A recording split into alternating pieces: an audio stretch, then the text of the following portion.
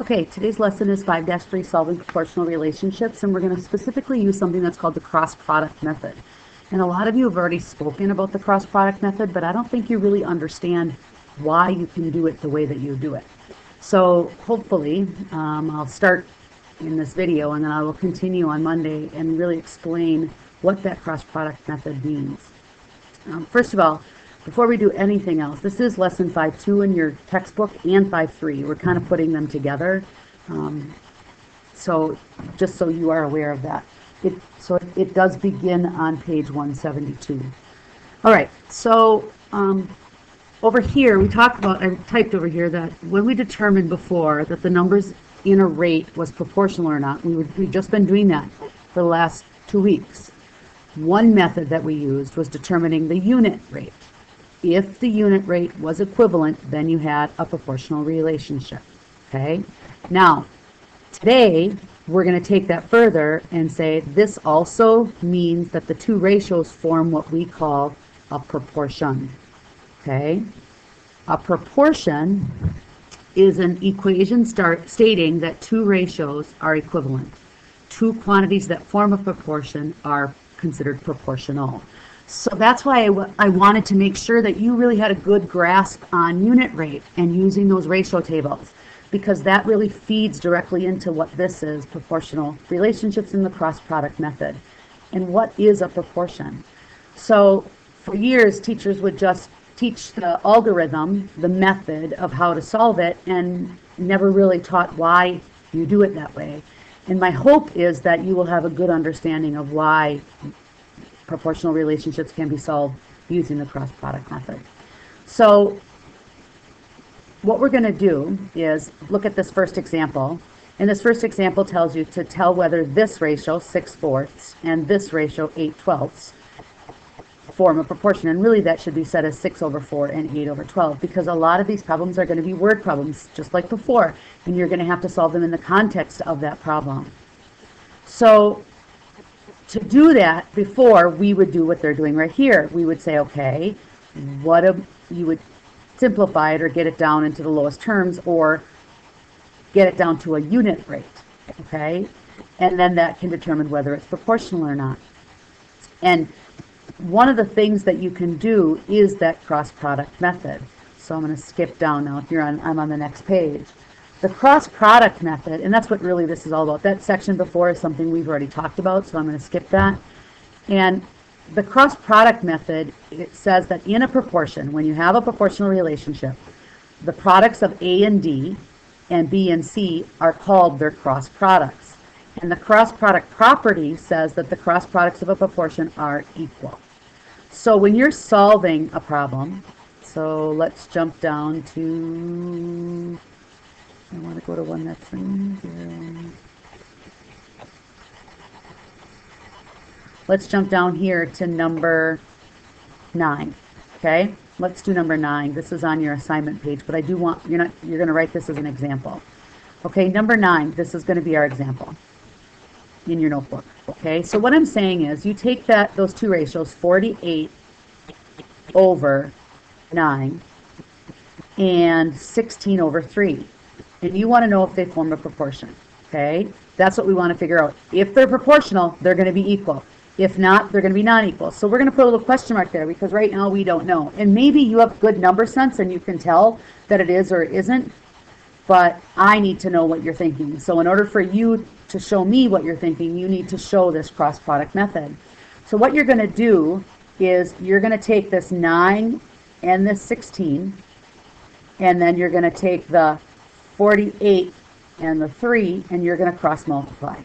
Okay, so it becomes, and this is what I want you to write, 48 times 3, is that equal to 9 times 16? That looks like for my power, it's not there, a little bit bigger. 9 times 16. That's what we want to know. So in order to figure that out, you solve them. So you take 48 times 3, and you get 144. And you take 9 times 16, and you get 144. If your products, in the cross-product method, if your products, your answers, are equal, then you have a proportion. and you can put an equal sign there. If they're not equal, you're going to put a non-equal sign. This is a not equal sign in the middle. Okay? Okay. So what I would like you to do is I have to find it. Hold on. I think I went too far. It's 172. What I would like you to do is I would like you to tell me if number 2 and number 4, using the cross product method, form a proportion. So pause your computer and do number 2 and number 4. And I want these in your notebook. Okay? Okay. Number 2. Number 2 says that we have 4 over 6 and 18 over 24. We want to know if they're equal, because if they're equal, they form a proportion. If they're not, they don't. So you're going to do the cross product method. You're going to take 6 times 18 and 4 times 24. And you're going to put that equal sign with a question mark above it in between them, because we don't know. And 6 times 18 is 108, and 4 times 24 is 96. So are they equal? They are not. So you put that equal sign with the slash through it. Okay, they are not equal. So this is not a proportion. It is not a proportional relationship. So you could do the ratio tables, and you could do the unit rates, and you could do equivalent. I mean, those are all the ways we've taught you to do it, but this is just another method of how to determine if it's a proportional relationship or not, or if it is a proportion. Proportional relationship means it is a proportion. So number 4. Number 4 is 25 over 20 and 15 over 12. Okay? And we want to know if it's proportional or not, if it forms a proportion. So you're going to do the cross product method. 25 times 12, is that equal to 20 times 15? Okay, 25 times 12 is 300. And 20 times 15 is 300. So they do form a proportional relationship. They are equal. If you don't understand or you got those problems wrong, I need you to rewatch it, because this is really important that you understand that. And I will go into on Monday in depth the why this works. I don't want to take the time on the video to do that, but I will on Monday. Okay, so now we're going to jump back again down to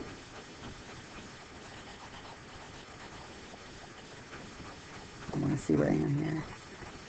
Yep. Down to page 180. On page 180, and the only reason I'm doing this right here is because I need you to understand, because your book does this and shows it to you, and you're going to get assigned this, but you can use a table to create a proportion. I don't normally do that, and I don't normally teach that because it's a lot of work. And we just finished tables with ratio tables, and that's essentially what this is. But looking at this problem, when I have word problems, I do require students to write the labels in, because when you're writing, essentially when you're writing a proportion, it's set up like it is a ratio table. So your labels have to line up. If ringtones is on top, and in one ratio, then it has to be on top in the other, okay? Or you could do it in rows, like they show you here. So if I personally like this method, okay, I think this is the easiest. So I say if I have 2 ringtones and I have 3 ringtones in the other one, okay, you're creating a ratio. The 2 ringtones cost me $6. I want to know how many dollars this is going to cost me. So that's where your variable goes. This is where you're solving for a number. Okay, so you would then, and these we are telling you is a proportional relationship. It is a proportion. So you're going to cross multiply to solve. That R is just your label, ringtones. Okay, ringtones. So you're going to multiply 2 times X equals, and we know it's equal now because we're telling you it's a proportion, equals 6 times 3. 2 times X is 2X equals 6 times 3 is 18. You would divide both sides by 2. This should look like the one-step equations for multiplication. You divide both sides by 2 to get that variable alone. You end up with x equals 9. And the 9 is right here, whatever the x is, and the x is dollars, so your label is going to be dollars. And that's huge because kids mess that up. That's why I think it's important to put the label next to it. Now, your book also tells you, and you can, I don't want this to mess you up, but it does tell you that you could also do it, and it would work if you put them in column form. So if you put the ringtones over the ringtones and the dollars over the dollars, and so you would have 2 over 3, 2 ringtones over 3 ringtones, okay, equals. Now, when you set up your second ratio of your proportion, you need to make sure that you line it up. The 2 ringtones cost how much? $6. How much does the 3 ringtones cost? We don't know. That's what we're trying to figure out, X dollars. And then you just cross multiply. So now it's 3 times 6 equals 2 times X. So that's 18 equals 2X. You divide both sides by 2. You end up with X still equaling $9. So you can really set them up either way, but I do think this is probably the easiest because this is the way we set up our ratio table. So it flows nicely from our ratio table into a proportion. And this is not how we do that. So, but again, it wouldn't be wrong, but I would suggest doing it this way, okay? And I just really wanted to show you that table to show you how to do that. Okay, so I want you to, we're going to do a problem. I want to do a problem that where you're solving a ratio, okay? So this problem is actually in your book on what page? Get to the right page. In your book on page 183. On page 183, number 17 is 3/4, and I want you to write this down. 3/4, or 3 over 4, equals 12 over y. Okay, now we have to solve for y, and you're going to use the cross product method, and you're going to show all your work. So it would be 4 times 12 equals 3 times y. 4 times 12 is 48, and 3 times y is 3y. Now to get that variable alone, you divide both sides. I told you this was going to come up often. Divide both sides by 3. You end up with y equals 16. Now, if you want to check it, which I would hope that you might want to check it, you put that in there and see if it works. What do I do to 3 to make it? And this is what I do to check it. It's just another method. It's equivalent ratios. What do I do to 3 to get it to be 12? I multiplied it times 4. So what am I going to do to 4 to get it to be 16? I multiply it times 4. If it works out, it works out. Again, this is just another method to determine if it's a proportional relationship and to solve within that proportional relationship using the cross product method. I really, really, really want you to make sure you write these labels in when you're dealing with a word problem, or you are going to mess them up. Okay? I do not want you to mess that up. Okay, so your guided practice problems, I want you to do on, oops, did I go too far? No, right here. I want you to do on page, what page is this? 174.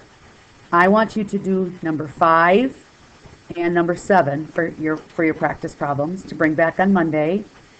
And I would also like you to do problem, sure I'm on the right page here. I would like you to do problem number 5 and 9. And then I also, on page 183, would like you to do problem 19. So you're also going to do on page 183, number 19. That's where you're solving a proportion. So there's 5 problems I need you to do. Okay? Okay, this is super important that you understand it, and this isn't new. You've done this before because they should have taught you this in 6th grade. Simplistically, I don't know if they taught you the why it works, but we're going to talk about the why it works. Okay? All right.